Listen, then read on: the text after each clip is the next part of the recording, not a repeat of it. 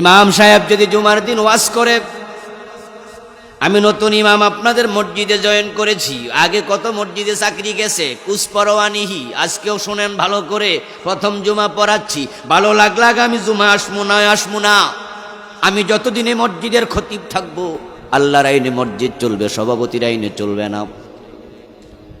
সভাপতি কয় হুজুর আমারও আপত্তি নাই, মুসল্লিরা কয় চালান আল্লাহর আইনে চলুক। সেক্রেটারির আইনে চলবে না, কয় জি।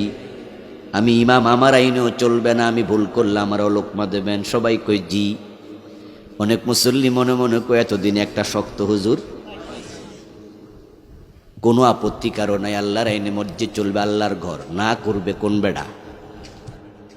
এবার হুজুর বলতেছে যে আল্লাহর আইনে মসজিদ চলবে, সে আল্লাহর আইনে সংসদও চলতে হবে, সংসদ ভবনও চলতে হবে, গণভবন বঙ্গভবন চলবে, আদালত চলবে, জজকোর্ট, হাইকোর্ট, সুপ্রিম কোর্ট সব চলবে। এবার মুসল্লি দুই ভাগে সাথে সাথে বিভক্ত হয়ে গেছে। একদল নিরীহ মুসল্লি আপনাদের মতো, তারা কয় জি, আর যারা একটু নেতা টাইপের মুসল্লি, ওরা মাথা নোয়াইয়া কয় হুজুর তো রাজনীতি শুরু করছে।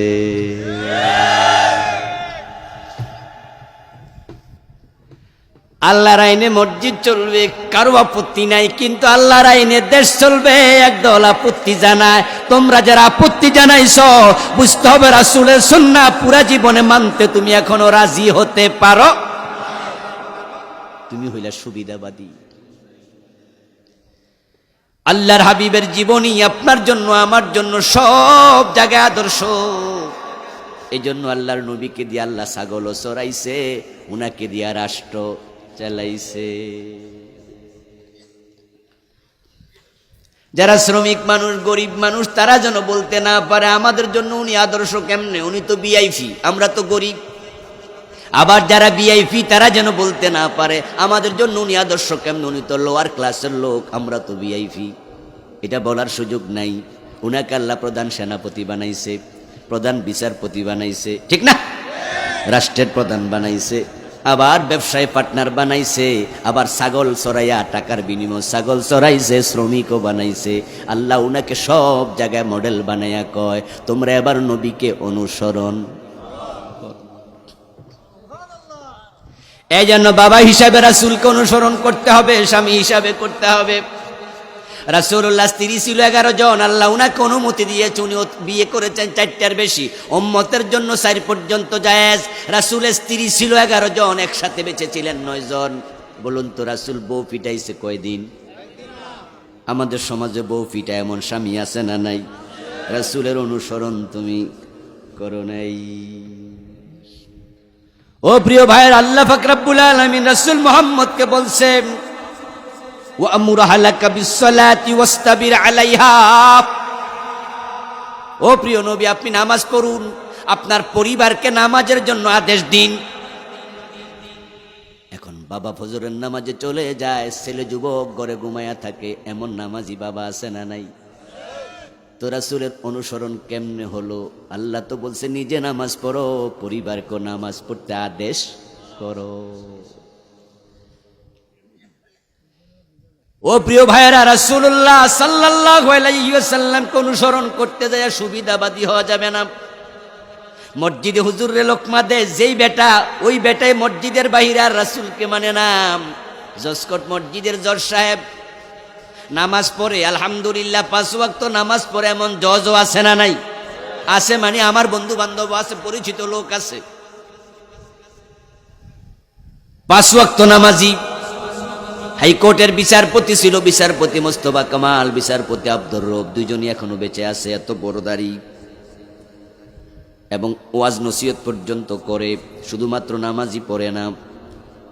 এখন যে জজ কোর্টের জজ মসজিদে গেল, হুজুর জোহরের নামাজ পড়াইলো 4 রাকাত, 2 রাকাত পরে আত্তাহিয়াত তো পড়তে মনে নাই, খারাই গেছে। জজ সাহেব খারাবে না লোকমা দেবে?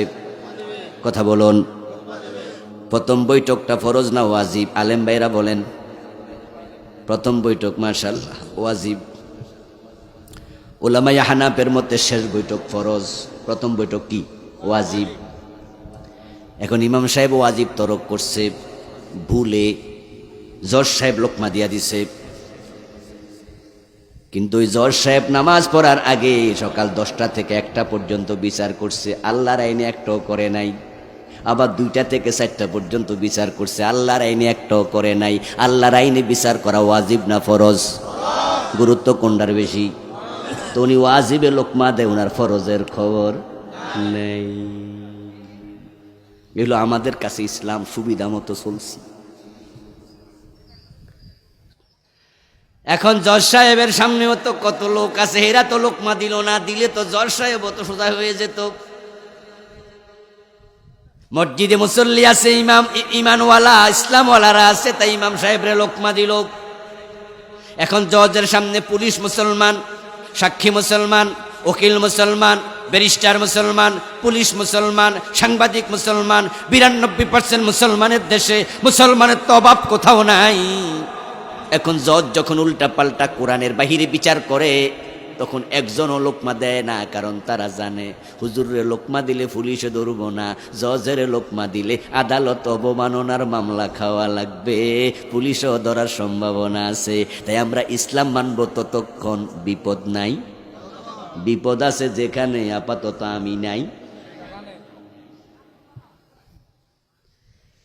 যদি জজ কোর্টেও আমরা সাহস নিয়ে লোকমা দেয়া শুরু করে দিতাম, ও জজ সাহেব আপনি চোর ধরে হাত না কাইটা চোরকে আপনি জেল দিলেন কেন? আপনি না মুসলমান, আমরা তো মুসলমান, আল্লাহর আইনে বিচার করেন। যদি প্রতিবাদ শুরু হয়ে যেত, সব জায়গা থেকে প্রতিবাদ উঠতো, সাধারণ মানুষরা প্রতিবাদ করত, পুরা দেশটার আইন নতুন করে সাজানো লাগতো।